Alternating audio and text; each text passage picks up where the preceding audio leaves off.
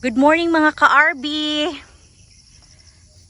It's been a long time. So, kailangan natin mag-update sa farm ni Sir Do dito sa kanyang Area 4 sa Nueva Vidam lang.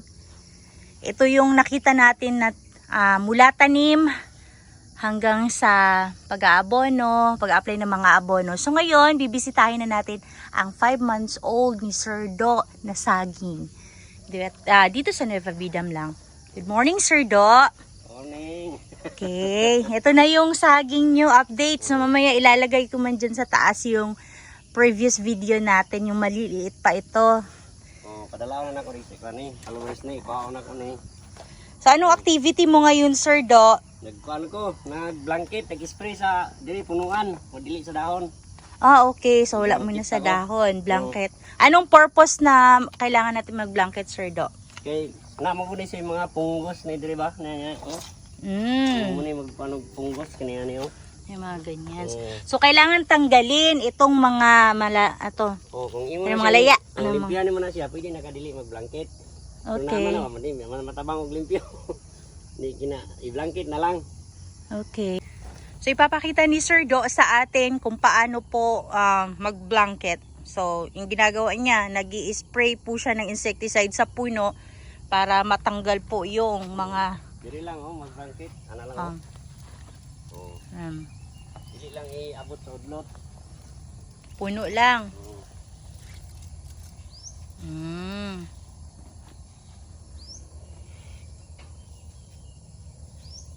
Yan. So ganyan lang po mga ka-RB oh. Dili lang kadali. Hindi ka mag-blanket, yung nalimpyuhan ng punuan. Hindi lang ka mag-blanket. Dugay mo kay kakahuman. Oh, kasi dito kasi nagsistay yung Sir Do, no? Kaya na, hindi rin siya kuha ng iyang mga bakterya niyo, kanalaya.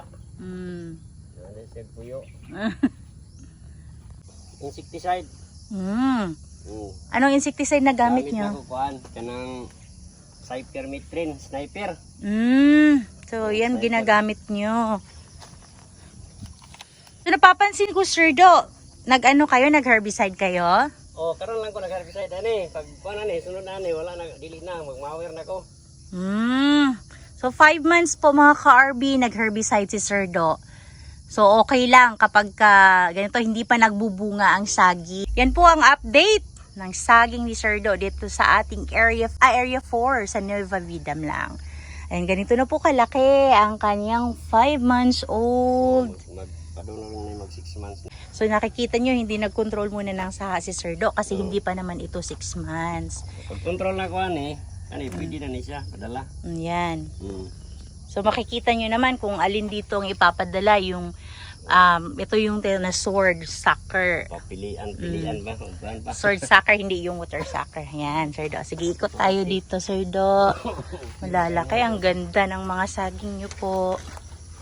Kani daw mani wala nang lagi baligya nila ni. Oo Sayang nga. Dili na pwede baligya. Ay. Dahil dili ni mo apilo ng gamot anak pagkuha. Okay. Barag putlon lang siya.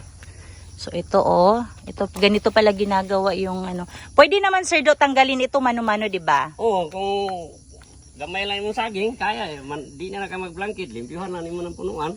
Di na ka mag-blanket. Dagan man kaya may matabang kapoy kayo limpyo. Okay. Kaya tagsa-tagsawan ko ni limpyo.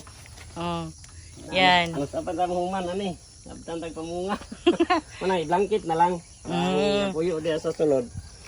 Ayan Pwede naman yan tanggalin mano-mano pag wala kayong ginagawa. Kay kuan. Pag hindi ka busy. Sa sagingan. Okay.